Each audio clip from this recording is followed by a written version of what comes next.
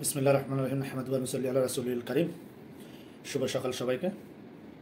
গতকালকে একটা নিউজ দেখে মনটা খুব খারাপ লাগতেছে। সেটা হলো জুলাই যোদ্ধা আতিক গতকালকে মানিক মিয়া এভিনিউতে জুলাই সনদ স্বাক্ষরিত অনুষ্ঠান হয়েছে। অনুষ্ঠানে তারা বিপক্ষে দাঁড়িয়েছিল। পুলিশের লাঠি চার্জে তার কৃত্রিম হাতটা খুলে যায় বডি থেকে।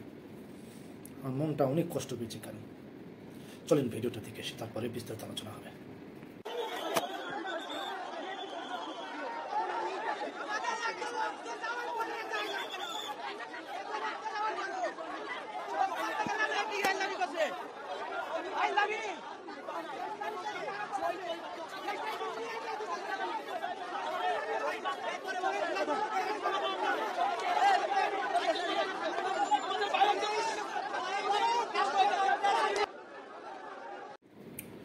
দেখলেন আপনারা ভিডিওটা।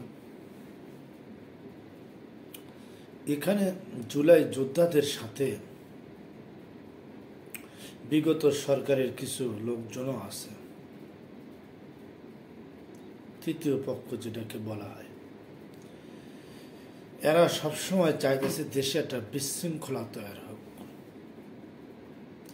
জুলাই যোদ্ধাতে জুলাই 24-এর কোনো অভ্যুত্থানে যারা অংশ নিয়েছেন তাদের সমস্ত দাবি দেওয়া মেনে নেওয়া হয়েছে। কিছু কিছু দাবি আছে তাদের সেটা মানা হয়নি। সেটা রাজনৈতিক দল যারা আছেন তারা তাদের কাছে মনে হয় যেটা যৌক্তিক, এই জন্য তারা হয়তো সেটা মানে নেই। এবং সেটার উপরে প্রধান উপদেষ্টাও স্বাক্ষর করেছেন প্রফেসর ডক্টর মোহাম্মদ ইউনূস। জুলাই সনদের অনেকে স্বাক্ষর গতকালকে করেছেন। 3-4টা দল স্বাক্ষর করে নেয়। তারা বলছে 2-1 দিনের মধ্যে তারাও করবে, যেমন সুব্রত চৌধুরী, গণফোরাম, এনসিপি, আরো অনেকে আছে এরকম। তারা বলেছে যে আমরা ইনশাআল্লাহ 2-1 দিনের মধ্যে জুলাই সনদে স্বাক্ষর করব। এখন প্রশ্ন হলো, বিএনপি, জামাত, চরমনাই, হেফাজত এরা সবাই স্বাক্ষর করেছে।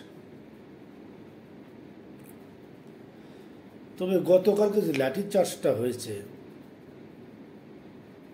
না লাঠি চার্জ তো আইন শৃঙ্খলা বাহিনী করবেই, কারণ অতিরিক্ত কোনো জিনিস। তারপরও একটু নজর দেওয়া দরকার যারা জুলাই যোদ্ধারা আছে। গণহারে যদি লাঠি চার্জ করা হয় এটা একটা মনে ব্যথা লাগে। কারণ 24-এর অভ্যুত্থানে এই ছাত্ররা, এই জনতারা জীবন দিয়ে বাজি করে, হাত হেরে, পাও হেরে, চোখ হেরে তারা সফলতা অর্জন করেছে। তাদের উপর সম্মান দিয়ে কথা বলাটাই দরকার।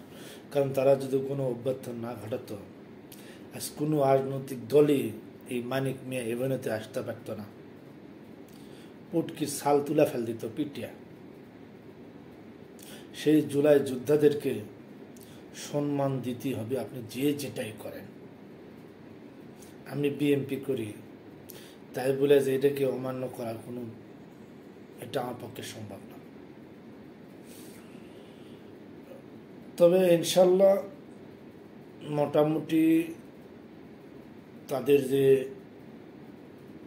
চাহা, তাদের যেটা দরকার প্রয়োজন সেটা জুলাই সনদে উঠানো হয়েছে।